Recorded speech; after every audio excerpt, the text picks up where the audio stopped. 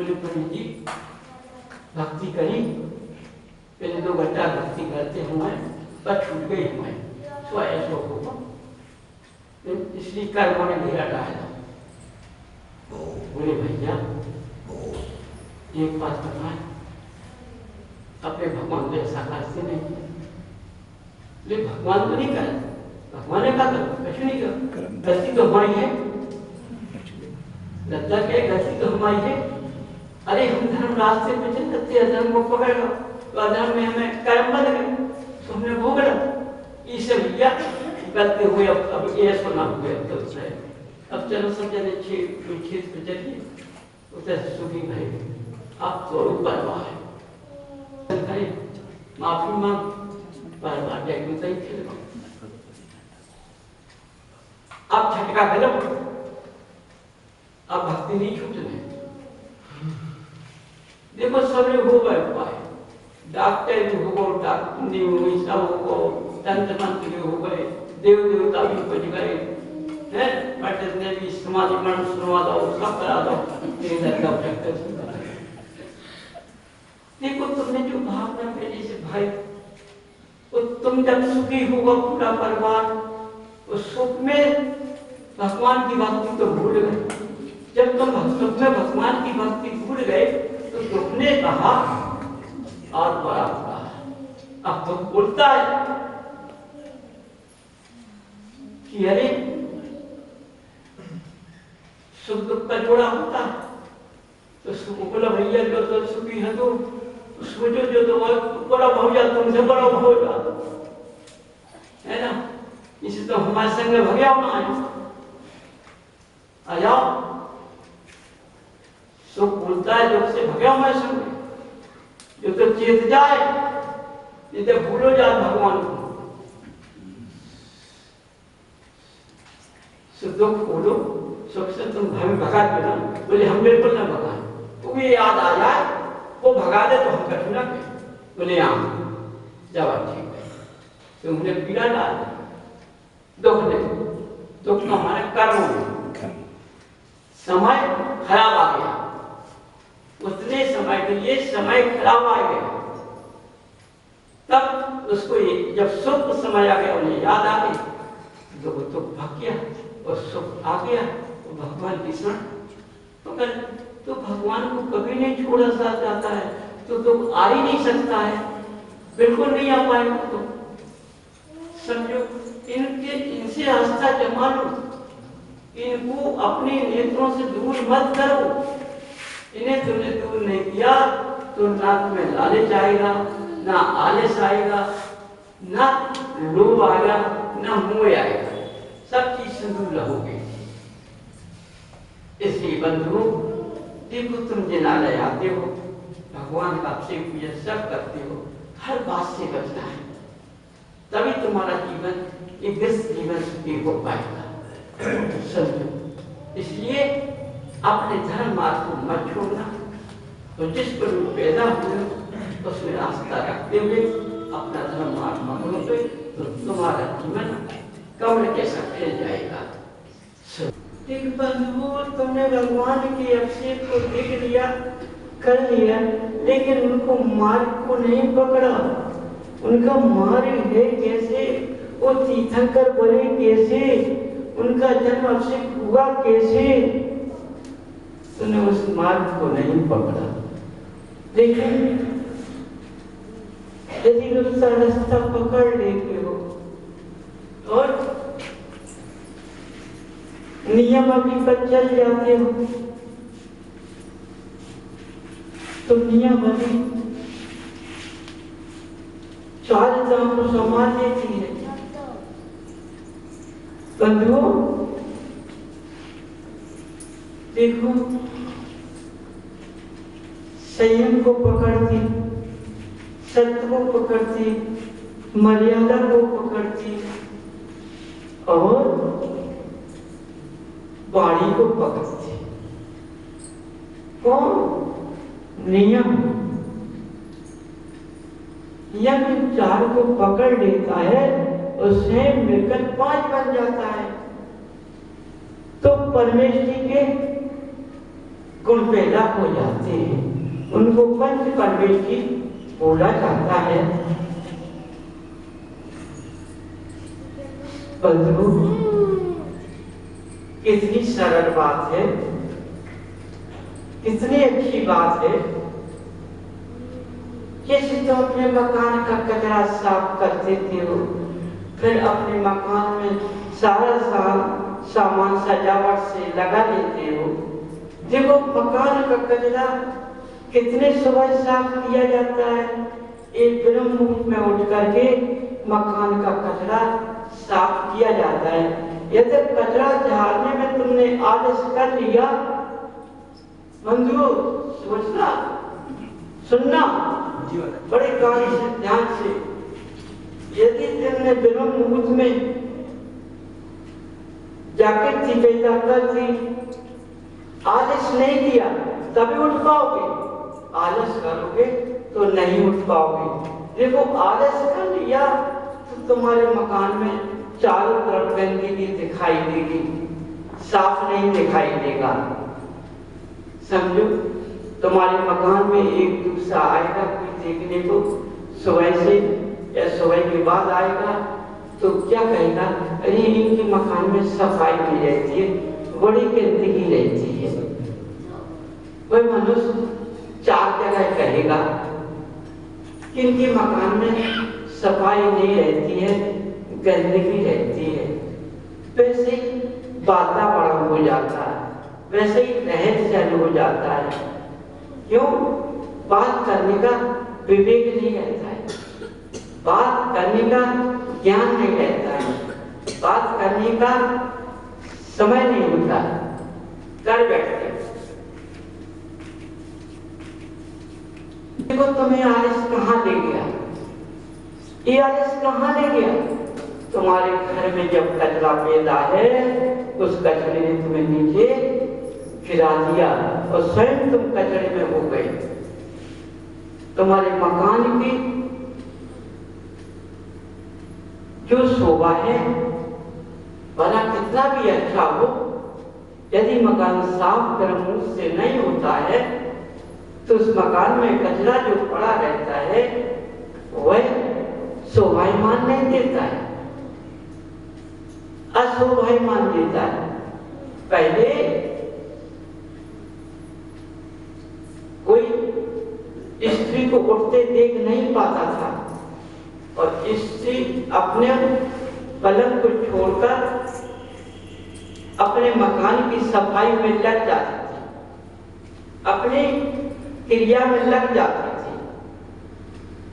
कोई पुरुष कोई रास्ता की निकलता था तो सफाई करते हुए देख नहीं पाता था, दरवाजा साफ होता था। समझो, जब मेरे मुंह में मकान को साफ किया तो हो सकता मेरा भी मकान जरूर साफ होगा।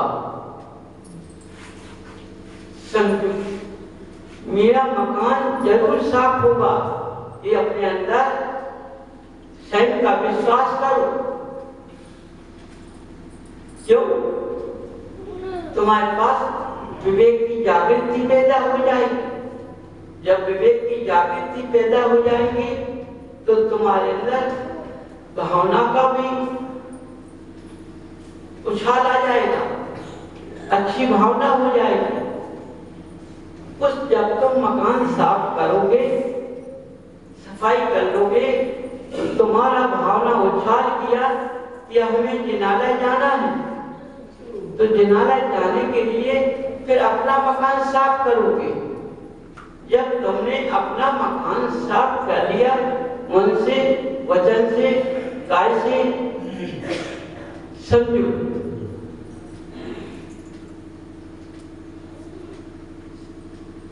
जब तुमने अपना मकान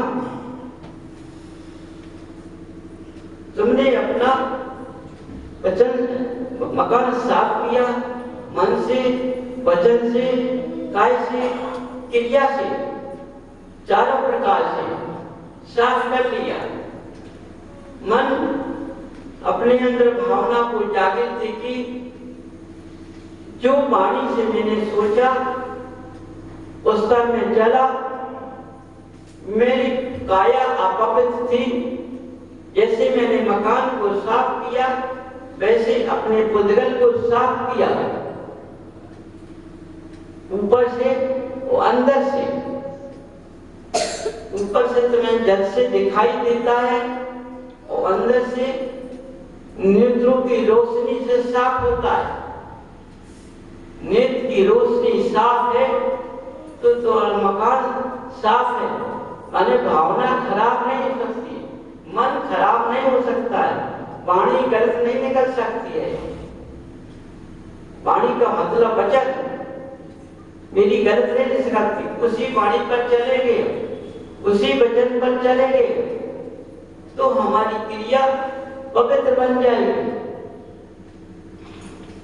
तो बंधुओं,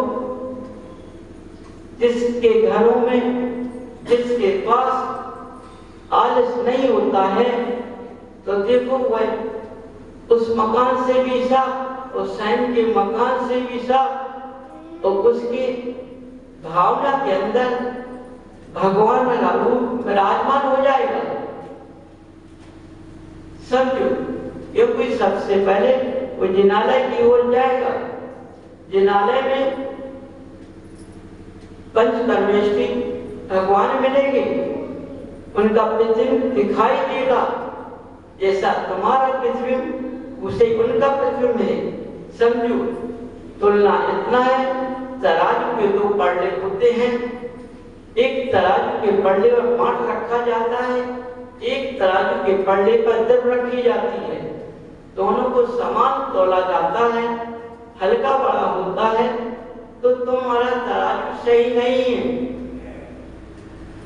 बंधु समझो, इस स्वयं को अपना तौल करना है। यदि तुमने पल्ले को बराबर तौल लिया तो तुम नीचे नहीं गिर पाए। देखो, जब हम भगवान का जिनालय में आते हैं, उनके चरणों में अब उनको अपने अंदर बसा लिया, नेत्रों में बसा लिया। जब जिनालय आएंगे तो हम देखकर चलेंगे सुबह से कि हम पवित्र होकर चल रहे हैं, अपवित्र ना होने पाए।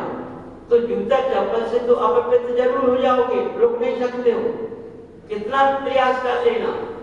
लेकिन जब जूता चप्पल पहनकर नहीं आओगे भगवान के पास, बिना जूता चप्पल के आओगे तो अपने पैर के नीचे कंकड़ देखोगे, लेकिन कंकड़ देखने में जीभ भी दिख जाएगा।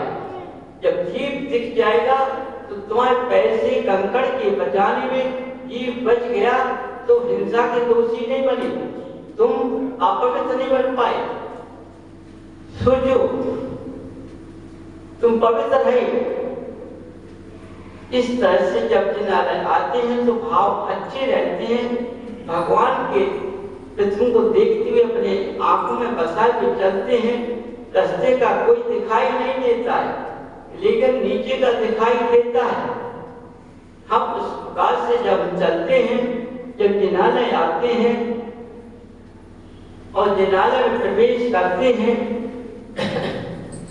तो सबसे बाहर जल का प्रयोग होता है। तो जल से अपने पैर को तो धोना जरूरी है, लेकिन तलवा धोना बहुत जरूरी है, क्योंकि तलवा जमीन पर चलने से अपवित्र बन चुका है। ऊपर का शरीर पंजा से लेके तो पवित्र है, लेकिन तलवा अपवित्र हो चुका है। समझिए, इसलिए उसको साफ करना बहुत जरूरी है। जब मैं तलवे को साफ करके अंदर प्रवेश करूंगा या करूंगी भगवान का दर्शन, तो उनके रूप को देखकर अपने चेहरे पर मुस्कान ले आऊंगी, उन्हें नेत्रों में बसाऊंगी, उनमें अर्पण हो जाऊंगी। सोचो, हमने सब ध्यान मिला दिया, अब घर भी भूल गया मेरा है, हमारा पुत्र भी हमारा भूल गया उनके दर्शन करने में। बंधुओं, आलस ना इसमें कितना कार्य बन गया। इसलिए आलस के तराजू के पलड़े को दूर कर दो, उसको अपने पास मत रखो। समझिए ये बहुत गंदा होता है, बहुत नीच प्रकृति का होता है, और ये भावना में नीची प्रगति करता है। ये दूसरों की चुगली में आगे चलता है, दूसरों के स्वयं के लालच में आगे चलता है, ये लोग ज्यादा दिखाता है। समझो ये बहुत कार्य करता है, दूसरों की निंदा का पात्र बनता है, तुम्हें बना देता है, इसलिए तुम्हारा मन उसमें ज्यादा लग जाता है। समझिए निंदा करने में, जबकि निंदा करने में दोष होता है, पाप का बंध लगता है। आलस दोष को साबित कर देता है। तो बंधुओं, तुम दोषी होने के कारण तुम फिर अपवित्र नहीं बन पाते हो। अरे दोष जब नहीं लगेगा तो तुम दोषी नहीं हो तो पवित्र बन जाओगे, नहीं तो अपवित्र रहोगे। तो बंधुओं, अपना हर पुरुष महिला का बड़ा ध्यान करना है अपने जिनालय जाने में, और हर कार्य दर्शन पूजन भक्ति ये सब जोड़ी के साथ करनी है, परिवार सहित करनी है। सब जोड़ी, यदि तुम लोगों ने अपना परिवार को इस तरह ढाल दिया तो ये परिवार नरक की ओर नहीं जाएगा, स्वर्ग की ओर जाएगा। समझो, जैसे दीपक से चारों प्रकार का अंधकार चला जाता है, तो मनुष्य की मर्यादा से अंधकार दूर हो जाता है, वैभव मिल जाता है। तो मनुष्य की माया कहलाती है। मनुष्य की माया से सब जगह रोशनी होती है।